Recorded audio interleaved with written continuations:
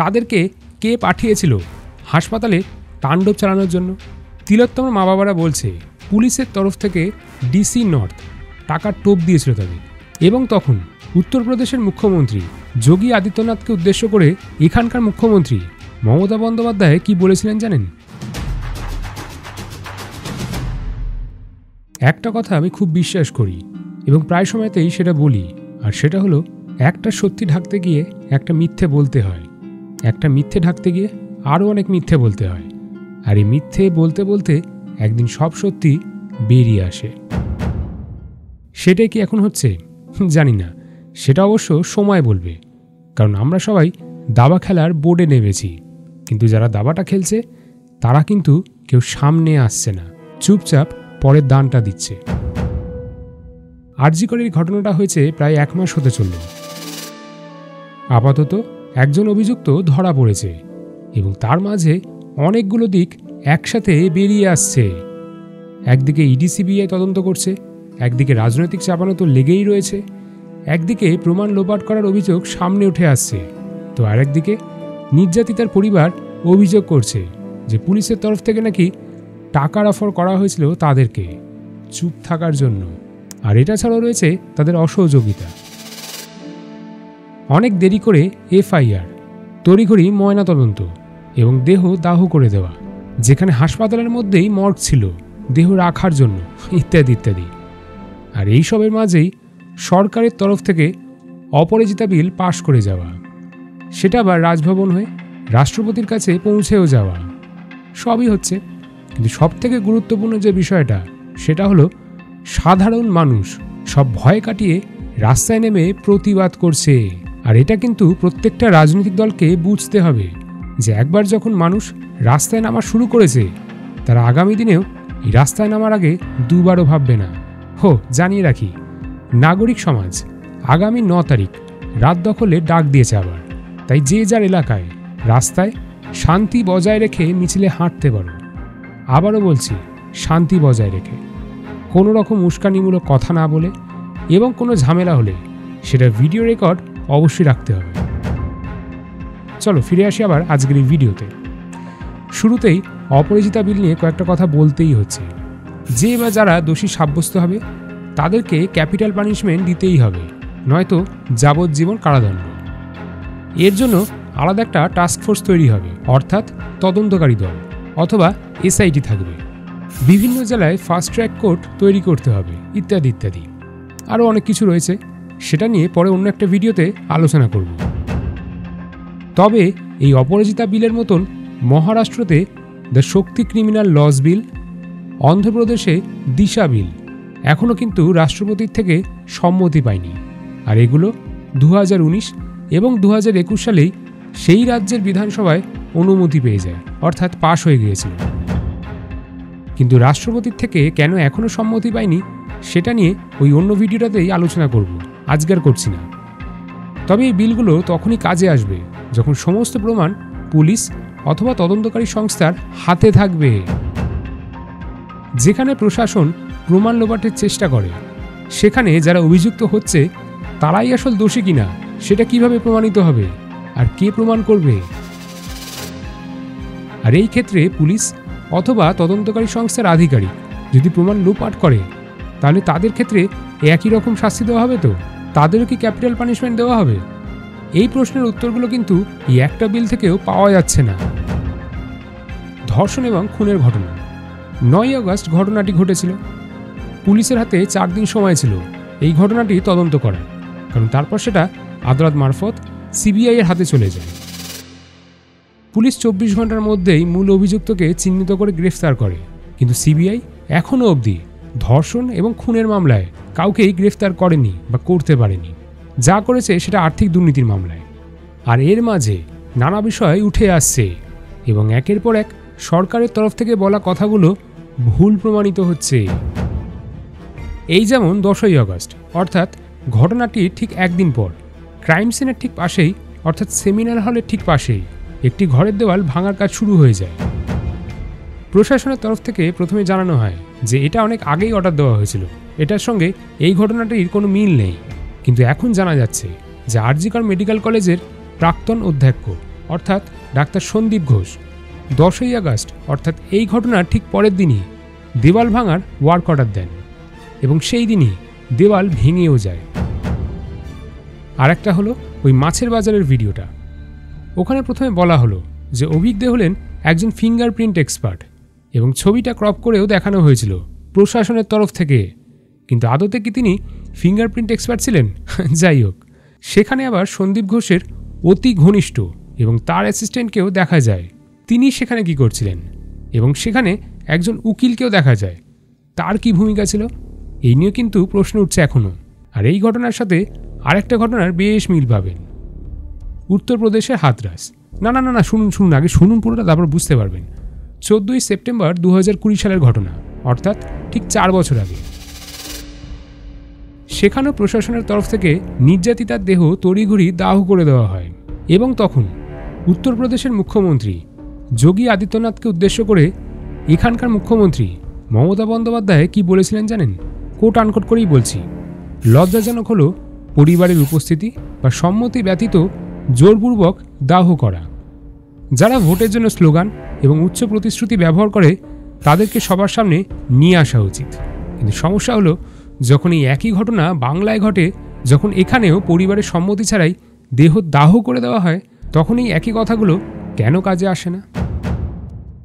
তিলোত্তমার মা বাবারা বলছে পুলিশের তরফ থেকে ডিসি নর্থ টাকার টোপ দিয়েছিল তাদের, যাতে তারা এই বিষয়ে কোনো কথা না বলে, নয়তো তদন্ততে ব্যাঘাত ঘটতে পারে। শুধু এটা নয়, কলকাতা পুলিশের তরফ থেকেই তাদেরকে জোর করিয়ে একটা ভিডিও করানো হয় যেখানে তারা বলতে বাধ্য হন যে পুলিশ কোনো রকম টাকার অফার করেনি, তারা ভালো মতনই তদন্ত করছে, ইত্যাদি ইত্যাদি। আর এটা কিন্তু আমার কথা নয়, এটা নির্যাতিতার পরিবারই দাবি করে হলফনামা জমা করেছে আদালতে, যার জেরে এই গোটা তদন্তের দায়ভার দেওয়া হয়েছে সিবিআইকে। এবার মজার বিষয় হলো, ওই যে ভিডিওটা রেকর্ড করা হয়েছিল সেটা কিন্তু কলকাতা পুলিশের তরফ থেকেই প্রকাশ করা হয়নি, প্রকাশ করা হয়েছিল অন্যান্য সোশ্যাল মিডিয়া অ্যাকাউন্ট থেকে। এবার প্রশ্নটা হচ্ছে, পুলিশ আধিকারিকরা যে ভিডিওটা রেকর্ড করলো সেটা কি করে অন্যান্য সোশ্যাল মিডিয়া অ্যাকাউন্ট থেকে প্রকাশ পেয়ে গেল? এবার ধরে নিলাম পুলিশ কোনো রকম কোনো টাকা অফার করেনি, তাহলে সেই কথাটা তো নির্যাতিতার মা বাবা প্রেস মিডিয়ার সামনে এসে বলতে পারতেন, আলাদা করে একান্ত ভিডিওতে। সেটা বলার কি কোনো মানে হয়? এটা কিন্তু ভাববার বিষয়। এবার ধরে নিলাম পুলিশের একজন আধিকারিক সত্যি টাকা অফার করেছিল, তাহলে এই প্রশ্নটা ওঠে, টাকাটা কার ছিল?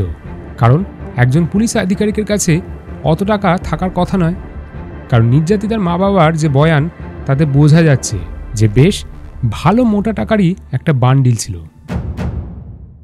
আর পুলিশ তো নিজের থেকে টাকা দেবে না, তার মানে অন্য কেউ সে পুলিশ আধিকারিককে টাকা সাপ্লাই করেছিল। কে সেই অদৃশ্য ব্যক্তি বা ব্যক্তিগুলো যারা সে টাকাটা দিয়েছিল? যাই হোক, সঞ্জয় রায়কে শুক্রবার শিয়ালদা আদালতে পেশ করা হয়। কেন পেশ করা হয়? তাকে যাতে জেল হেফাজতে আরও বেশি দিন রাখা হয় সেই নিয়ে। কিন্তু এখানেও প্রশ্ন ওঠে, কারণ সিবিআই এর উকিল সেখানে বেশ দেরি করেই পৌঁছায়। একজন সাংবাদিক এও দাবি করেন যে সিবিআই এর ইনভেস্টিগেশন অফিসার সেও নাকি সেখানে উপস্থিত ছিলেন না। ওদিকে সঞ্জয় রায় বারবার বলছে যে যখন সেও সেমিনার হলে ঢুকেছিল, অর্থাৎ 9 তারিখ, সেই সেমিনার হলে ঢোকার আগে থেকেই নাকি নির্যাতিতার দেহ মাটিতে পড়েছিল। সে হয় অজ্ঞান অবস্থায় ছিল অথবা এবং ধৃত সঞ্জয় নাকি সেই দৃশ্য দেখে সেখান থেকে বেরিয়ে আসে। কিন্তু এখানেও রয়েছে একটা প্রশ্ন, ওই ভয়াবহ দৃশ্য দেখে সেখান থেকে বেরোতে বেরোতে 30 মিনিট মতো সময় লেগে গেল। আর তারপরেই হেডফোন। ধৃত সঞ্জয় তার উকিলকে বলছে যে হয়তো দৌড়াতে গিয়ে সেই হেডফোন পড়ে যায় মাটিতে, কিন্তু সেই নির্যাতিতার দেহর পাশে পড়েনি, সেটা তার এটা অন্তত খেয়াল আছে।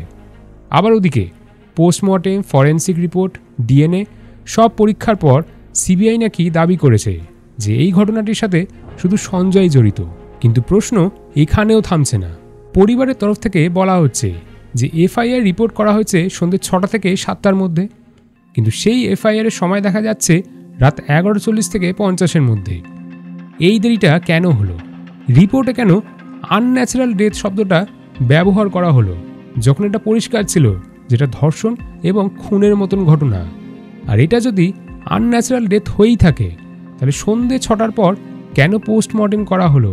কেন পরিবারের সম্মতি ছাড়া এই পোস্টমর্টেম করা হলো? এবং এফআইআর হওয়ার আগেই পোস্টমর্টেম কিভাবে হয়ে গেল? বর্তমানে টালা থানার ওসি অসুস্থ, সম্ভবত হাসপাতালে ভর্তি। পোস্টমর্টেমে যিনি ডাক্তার, অর্থাৎ যিনি রিপোর্টে সই করেন, তিনিও অসুস্থ, হাসপাতালে ভর্তি। এবং তার বিরুদ্ধে এর আগে একাধিকবার অভিযোগ এসেছে পোস্টমর্টেম রিপোর্ট বদলি করে দেওয়ার। তাহলে সেই হাসপাতালেই কেন পোস্টমর্টেম করা হলো? আর কি কোনো হাসপাতাল ছিল না? নির্যাতিতার দেহ তাড়াতাড়ি করে কেন দাহ করা হলো? যাতে দ্বিতীয়বার ময়নাতদন্ত আর না করা যায়। কলকাতা পুলিশের ডিসি নর্থ প্রেস কনফারেন্স করছে না, সামনে তিনি আসছেন না কেন? তিনিও কি অসুস্থ? তিনিও কি হাসপাতালে ভর্তি? তার জায়গায় ডিসি সেন্ট্রাল কেন প্রেস কনফারেন্স করছেন বারবার?